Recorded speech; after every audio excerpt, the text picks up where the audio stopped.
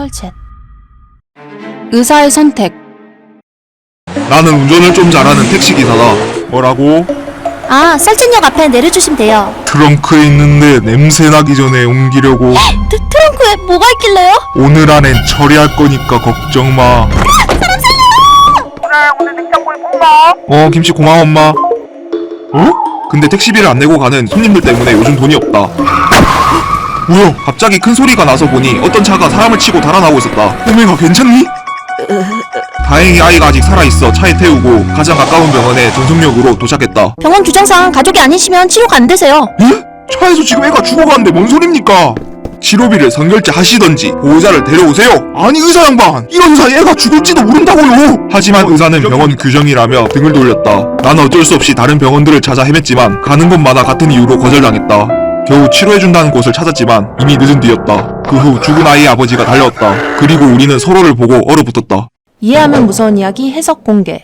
아들의 죽음에 울며 도착한 아버지는 처음 병원에서 치료를 거부했던 바로 그 의사였다. 이 비극은 1993년 5월 14일 서울에서 있었던 실화이다. 실제로도 택시기사가 뺑소니를 당한 학생을 병원에 데려갔지만 거부당해 숨지게 되었다. 신원 조회 결과 학생의 아버지는 그 병원의 의사였다고 한다. 딸이 가리킨 사람. 고양이! 어이씨구 거기 그러고 있으면 안 돼요. 참말로 유난이다. 내 딸은 아무나 손가락으로 가리키는 버릇이 있다. 처음에 신기한 걸 보면 그러는 줄 알았는데 며칠 뒤 무서운 사실을 알게 되었다. 딸이 이번에는 TV에 나오는 정치인을 손가락질하고 있었다. 그냥 재밌는 장면이라 그런 줄 알았는데 다음날 뉴스에서 그 정치인의 사망 소식을 보게 되었다. 그리고 며칠 후에도 비슷한 일이 또 생겼다. 놀러온 친구와 함께 놀고 있던 딸이 갑자기 손가락으로 친구를 가리켰는데 그 친구도 다음날 사고로 죽었다. 돌아가신 할머니가 무당이었는데 딸도 죽을 사람을 알아보는 기운이 있는 듯 했다. 어느 날 TV를 켜려다 보니까 딸의 손이 가만히 화면을 가리키고 있었다. 이번엔 누가 죽는지 궁금해서 TV를 켜보니 어떤 아이돌 가수가 나오고 있었다. 아이고, 젊은 친구가 안타깝네. 이해하면 무서운 이야기 해석 공개. 딸은 TV가 켜지기 전부터 꺼진 화면을 가리키고 있었다. 자세히 보면 꺼진 화면에는 아빠의 모습이 비치고 있다. 즉 내일 죽게 될 사람은 아이돌 가수가 아니라 아빠인 것이다. 복주머니. 유시요! 설날을 맞아 할머니 댁에 손주들이 왔다. 할머니 새해 복 많이 받으세요. 할머니 새해 복 많으세요. 자지훈, 망하세요가 아니고 많이 받으세요지. 그리고 큰절 안 해? 괜찮아. 할머니는 손주들을 끔찍하게 좋아했다. 그런데 이제 할미도 많이 늙었단다. 곧 저승으로 가게 될지도 모르겠어. 저승? 그게 뭐예요? 거기 가면 장난감 없어요? 손주들과 헤어지는 것이 걱정된 할머니는 무당집까지 찾아갔었다. 제가 이제 곧 명이 닿을 것 같아서 꼭 필요한 것이 있습니다. 너희들에게 줄 마지막 선물을 준비했단다. 선물? 와. 자, 할미가 직접 만든 복주머니다. 우와, 이쁘당. 에이, 로봇이 아니네. 안에 뭐가 들었지? 스톱! 그걸 열면 복이 날아간다. 절대 열면 안 돼. 그리고 할머니는 며칠 후 돌아가셨다. 아빠, 할머니는? 할머니는 이제 돌아가셔서 못 본단다. 할머니 저승 갔어? 네, 이놈! 손자는 평소에 궁금했던 복주머니를 열어보기로 했다. 안 돼. 할머니가 열지 말랬어. 어? 이상한 그림이 그려져 있어. 이해하면 무서운 이야기 해석 공개. 할머니가 손주들에게 건넨 것은 단순한 복주머니가 아니었다. 부적에 적힌 글자는 죽을 싸, 죽음을 부르는 저주 부적이었다. 할머니는 저승길을 혼자 가는 것이 두려워 손주들도 함께 데려가기 위해 복주머니에 저주 부적을 숨겨 건넸던 것이다. 앞집 사람. 회사에서 야근을 하고 피곤한 퇴근길 지하철에서 졸고 있었다. 무슨 짓이야? 오해예요. 별꼴이야. 이쁜 건 알아가지고. 엇가를 당하자 더 빨리 집에 가고 싶어졌다. 낡은 아파트 꼭대기층이지만 그래도 4명의 집이다. 대출을 연끌해서 간신히 구매했고 한 층에 2집뿐인데 앞집에 혼자 사신 할머니도 좋은 분이다. 이제 곧 침대로 다이빙할 생각을 하니 기분이 좋아졌다.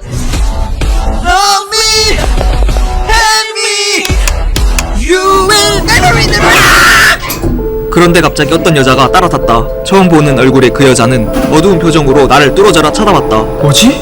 나 또 이상한 사람으로 오해받았나?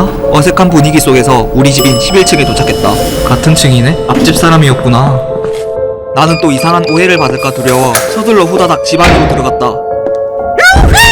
그런데 그때 갑자기 한 가지 생각이 머릿속을 스쳤다. 근데 앞집에 할머니 혼자 사신다고 했는데? 이해하면 무서운 이야기 해석 공개. 창문 밖에서 무언가 떨어지는 순간 아까 봤던 여자의 모습이 보인다. 앞집에는 할머니 혼자만 산다고 했다. 엘리베이터에 탄 여자는 앞집에 사는 사람이 아니었던 것이다. 더 큰 초콜릿. 나는 보육원을 운영 중이다. 천사 같은 아이들을 보고 있으면 이 일이 참 보람차다. 무엇보다도 정부 지원금에다 기부금이 꽤 짭짤하다. 어느 날 아이들이 엉엉 울고 있었다. 키우던 금붕어가 죽었다는 것이었다. 나는 아이들을 달래기 위해 초콜릿을 사다 주었다. 그러자 언제 그랬냐는 듯 아이들을 웃으며 좋아했다. 그런데 이번에는 멋대로 강아지를 주워와서 키우는 바람에 또다시 보육원이 개판이 되었다. 나는 아이들 몰래 강아지를 좋은 곳에 보내주었다. 하지만 강아지가 없어진 걸 안 아이들은 그때보다 더 크게 울어댔다. 보육원이 계속 기부를 받으려면 좋은 이미지를 유지해야 한다. 그래서 더 큰 초콜릿을 사다 주었다. 다행히 아이들은 웃으며 초콜릿을 먹었다. 그러던 어느 날 아이 한 명이 입양되어 떠나게 되었다. 그 아이와 정들었던 아이들은 또다시 엉엉 울었다. 나는 더 커다란 초콜릿을 사주었다. 그런데 다음날 큰아이 한 명이 보이지 않았다. 얘들아, 혹시 미소 가출한 거야? 그러자 아이들은 대답 없이 손을 내밀었다. 이해하면 무서운 이야기 해석 공개. 아이들이 다 같이 손을 내민 이유는 다시 한번 초콜릿을 받을 차례라고 생각했기 때문이다. 아이들은 누군가 사라질 때마다 더 큰 초콜릿을 받을 수 있다는 것만 학습했다. 그래서 가장 큰 아이를 창문 밖으로 떨어뜨려 없애버렸던 것이다. 고기 게임. 어느 날 낯선 곳에서 눈을 떴다. 왕 그리고 싹 다 먹어라. 고기 챌린지. 뭐야? 고기 게임 챌린지를 환영합니다. 당신은 네 번째 도전자로 선택되었습니다. 엥? 유튜브 몰카인가? 고기 게임의 규칙은 아주 간단합니다. 이 방 안에 세상 모든 종류의 고기가 준비되어 있습니다. 제한 시간 4시간 안에 어떻게든 전부 먹으면 당신의 성공! 하! 내가 미쳤어요? 이걸 다 먹게? 성공하면 상금 5천만 원을 받고 나갈 수 있습니다. 잘 먹겠습니다. 하지만 실패하면 다른 도전자들처럼 죽게 됩니다. 잠깐! 죽다니요? 그럼 행운을 빕니다. 주위를 둘러보니 관이 3개나 있었다. 관을 슬쩍 열어보니 그의 말은 농담이 아니었다. 정신 차리자. 고기만 다 먹으면 저 돈을 들고 여길 나갈 수 있어. 사실 난 푸드파이터 대회 우승 경력이 있는 대식가였다. 그래서 방 안의 고기들을 손쉽게 먹어치울 수 있었다. 좋아! 시간 내에 전부 먹었어! 고기 게임 챌린지 실패! 게임 오버! 이해하면 무서운 이야기 해석 공개. 주인공은 방 안의 모든 고기를 먹었다고 생각했지만 아직 먹지 않은 고기들이 관 속에 남아있었다. 모든 종류의 고기라는 말은 인간까지 포함되어 있던 것이다. 투명인간. 이상한 발명품을 만드는 박사님이 우리 동네에 있다고 해서 몰래 정찰하러 갔다. 우와! 저건 뭐야? 내 신작 투명인간이 되는 기계란다. 해볼래? 투명인간이라니 뭔 댕소리쥬? 응, 절대 안 사줘. 첫 번째 테스터니까 공짜로 시켜주마. 공짜는 못 참지. 이 기계는 양자굴절 원리를 이용해서 몸을 공기처럼 투명하게 만들어준단다. 우와! 나 진짜 투명인간 된 건가? 자, 이제 나가서 확인해보고 오려무나. 바깥에 나간 나는 친구를 발견했다. 야 멍청아, 여기 봐봐. 나 투명인간이다. 우후! 신이 난 나는 바로 목욕탕으로 달려갔다. 요탕 입장! 오메 개운하다잉. 그 다음은 놀이공원으로 달려가서 무료 입장을 했다. 그리고 타고 싶었던 놀이기구들을 실컷 타며 놀았다. 그렇게 개꿀잼 하루를 보내고 다시 연구실로 갔다. 어? 내가 왜 저기 있어? 이해하면 무서운 이야기 해석 공개. 박사가 만든 건 투명인간이 되는 기계가 아니었다. 늙은 박사는 젊은 몸을 차지하기 위해 영혼을 육체에서 분리시키는 기계를 만들고선 현규를 속였다. 현규가 투명인간이 된 줄 알고 신나게 돌아다니는 동안 박사는 기계 안에 남겨진 현규의 몸을 빼앗아버렸다. 딸의 사진. 나는 사진작가다. 렌즈를 통해 세상의 아름다움을 사진에 폭넓게 담아내는 게 나의 일이다. 그런데 요즘 사진을 찍을 때마다 이상한 것이 보이기 시작했다. 응? 죽은 내 딸이었다. 딸은 1년 전 놀이터에서 친구와 놀다가 머리를 다치는 사고를 당했다. 다쳤어? 금방 갈게 기다려. 하지만 다친 곳이 좋지 않았는지 결국 그날 딸은 죽고 말았다. 하나뿐인 가족을 잃은 난 절망했다. 그리고 딸과 놀이터에서 놀았던 친구는 사라졌다. 나는 딸을 잊지 못해 방도 그대로 두었다. 사진에 계속 나타나는 딸. 딸이 뭔가 나한테 말하고 싶은 걸까? 그리고 깨달았다. 지금까지 사진에 찍힌 건 내 딸이 아니었다. 이해하면 무서운 이야기 해석 공개. 사진 속 아이를 자세히 보면 딸이 아니라 딸의 친구라는 걸 알 수 있다. 1년 전 아빠는 연락을 받고도 병원에 늦게 데려가는 바람에 딸은 죽게 되었다. 이후 미끄럼틀에서 친구가 딸을 장난으로 밀었다는 사실을 알게 되자 모든 책임을 친구에게 돌렸다. 딸의 방에 있는 친구의 분홍색 가방과 옷장 안에 들끓는 바퀴벌레는 아빠가 친구를 살해하고 숨겼다는 것을 의미한다. 즉 사진에 찍혔던 것은 딸이 아니라 죽은 친구의 원혼이었다. 아빠의 목소리. 도라에몽, 뚱뚱이가 괴롭혀. 아들은 최근 AI 보이스를 개발하는 회사에 취직했다. 아들, 취직 축하해. 아버지도 아시면 기뻐하셨을 텐데.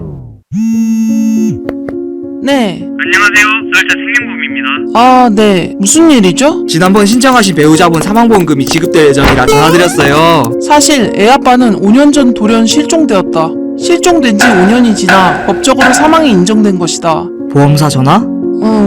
집이 경제적으로 어려운 상태라 보험금을 받을 수밖에 없지만 아빠의 죽음을 인정해야 한다는 사실이 속상할 것이다. 그런데 그날 한밤중에 또 전화가 왔다. 여보세요? 분명히 죽은 남편의 목소리였다. 충격을 받은 난 곧바로 집을 뛰쳐나갔다. 하지만 도착한 곳에는 아들이 서 있었다. 이해하면 무서운 이야기 해석 공개. 아빠의 목소리로 전화한 건 사실 아들이었다. AI 보이스 회사에 다니던 아들은 아빠의 목소리를 복원해 엄마에게 전화를 걸었다. 엄마는 곧바로 남편의 시신을 묻었던 장소로 뛰쳐나갔고 그 모습을 본 아들은 아빠가 사라진 진짜 이유를 알게 되었다. 한결같은 아내. 여친과 주말에 함께 영화를 봤다. 벌써 가야 된다고? 우리 아직 영화밖에 안 봤는데. 미안. 저녁까지 가기로 해서. 치. 진짜 미안. 또 연락할게.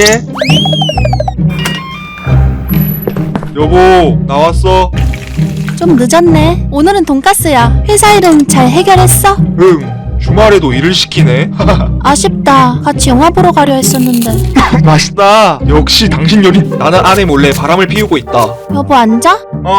먼저 자. 나 이것만 보고 잘게. 그녀에게 메시지를 보내고 잠들었지만 다음날부터 계속 답장이 오지 않았다. 나 까인 건가? 여보 일찍 왔네? 오늘 저녁은 제육볶음이야. 이 와중에도 한결같은 아내를 보며 나는 결심했다. 바람은 끝내야겠다고. 나는 그녀에게 이별 통보 메시지를 보냈다. 이해하면 무서운 이야기 해석 공개. 내연녀가 계속 답장이 없던 이유는 주인공의 폰을 보고 모든 걸 알게 된 아내가 그녀를 찾아가 죽여버렸기 때문이었다. 남편이 내연녀에게 문자를 보냈을 때 아내의 가방 안에서 진동이 울렸던 이유도 아내가 살해 후 그녀의 폰을 가져왔기 때문이다. 그리고 그날 내연녀의 마지막 흔적은 남편의 뱃속으로 사라지게 되었다.